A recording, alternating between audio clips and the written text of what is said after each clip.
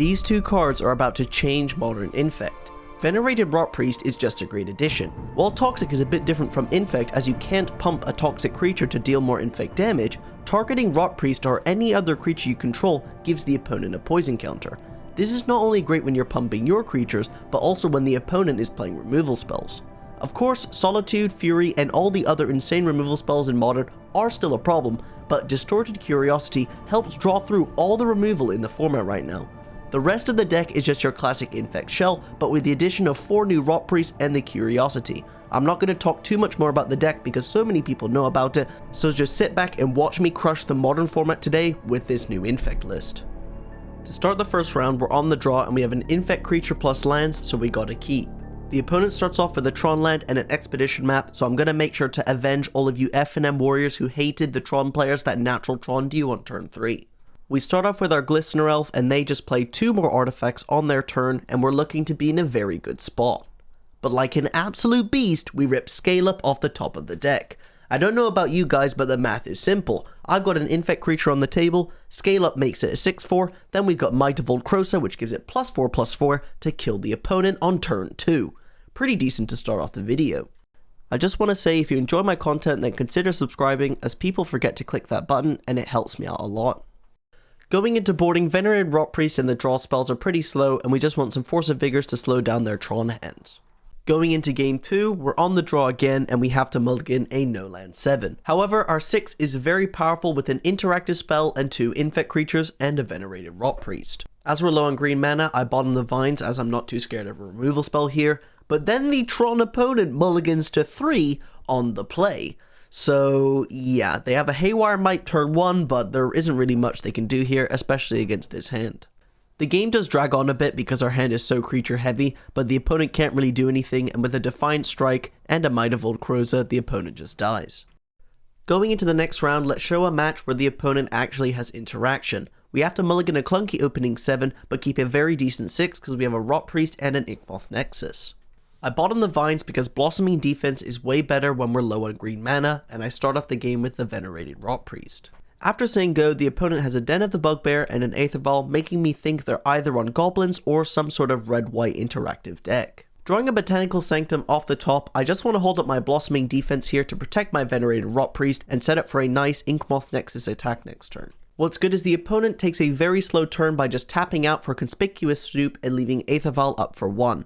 With the opponent only having Aetherval up, it's time to go for lethal here. We can animate the Inkmoth, use Might of Old Krosa to give an Infect counter with the Venerated Rot Priest, making our Inkmoth a 5/5, then we can use Mutagenic Growth, give it +2/+2 and another Infect counter and attack in for lethal. I want to highlight because of the amount of mana we had, Rot Priest actually helped us win the game here, being an additional creature that also adds poison counters for all of our spells, showing that it's definitely worth it to be in this deck.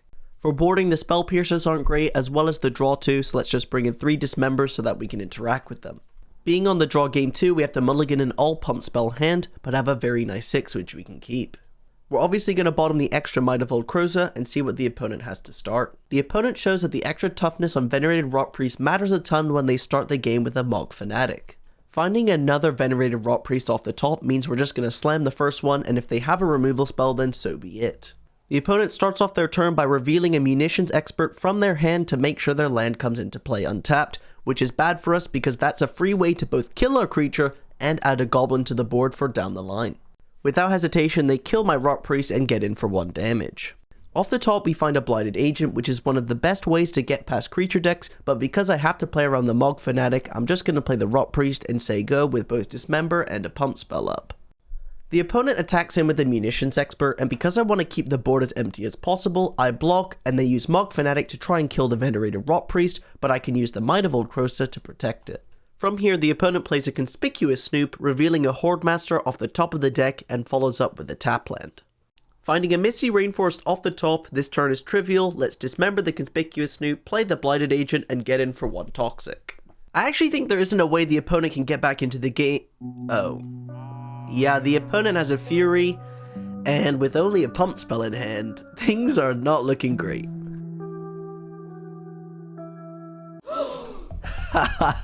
This is the HarryMTG channel. We ripped the Inkmoth Nexus off the top like a beast, The opponent can't block it, we just gotta hope that they can't draw a removal spell so that we can keep attacking in for Infect damage. Clearly Richard Garfield wanted me to be more of a beast because then we found Vines of Vastwoods, so now we have a protective spell even if they draw a removal spell. The opponent's gonna need a lot to get out of this. And just like that, the opponent attacks in, taps out for their Harbinger, puts a Munitions Expert on top of their deck, but I don't care because we have the Vines of Vastwoods to win the game. Going into the next round, we have an insane opening hand because we have Elf, Scale Up, and Blossoming Defense. There are many cards off the top that we can draw that instantly win, and if not, we have a load of pressure with both Inkmoth and the Glistener Elf. The opponent sends me to sleep again when I find out I'm playing against another Tron deck, but with Venerated Rot Priest off the top, we can cast that, cast the Scale Up, and just instantly win. The opponent follows up with a turn 2 Chalice on 1. Now while that may not prevent me from winning this game, something very cool is Venerated Rot Priest only cares when you target your creatures, meaning it doesn't care if the spell resolves. So I can use this Blossoming Defense to still give one Infect despite the Chalice being on the table, and something to learn despite crushing them this game. In the second game, it turned out to be Eldrazi Tron, and we actually could have won many times, but we just needed to draw lands off the top, and we couldn't get the lands. It was a very awkward game too, but being on the play game 3 against Eldrazi Tron is going to put us in a nice spot. Going into game 3, we have an amazing opening 7, got a Glistener Elf and a second Infect creature. This is exactly what we need. Annoyingly, the opponent does have the Dismember, but that's fine because we have the backup Inkmoth Nexus and find a Noble Hierarch to add some extra mana to the board. The opponent follows up with a basic Swamp and casts Warping Wail on the Hierarch. Now the way Warping Wail is worded is that it wants to exile a creature with power or toughness 1. Well, Mutagenetic Growth does counter this because this spell checks on cast and resolution. I think that this counter is definitely worth it because the Noble Hierarch will definitely give enough Exalted to make the 2 damage from Mutagenic Growth worth it, and the extra mana counts a lot because I needed the blue mana for the Spell Pierce. Here I put the opponent to 7 Infect, bash in, and hope that the Spell Pierce can do something on their turn. The opponent just follows up with a Walking Ballista, X is 1, so any pump spell off the top of the deck wins, but we only find a Noble Hierarch, so I cannot animate this Inkmoth Nexus. I pass back the turn, and the opponent follows up with an Urza Saga and a Thought-Knot Seer, taking the Spell Pierce and hitting me for 1 with the Ballista. But finally, off the top, we find an interactive spell, and that's the Beseiju. Now, obviously, Walking Ballista is an artifact, so we can Beseiju the Walking Ballista and then attack in.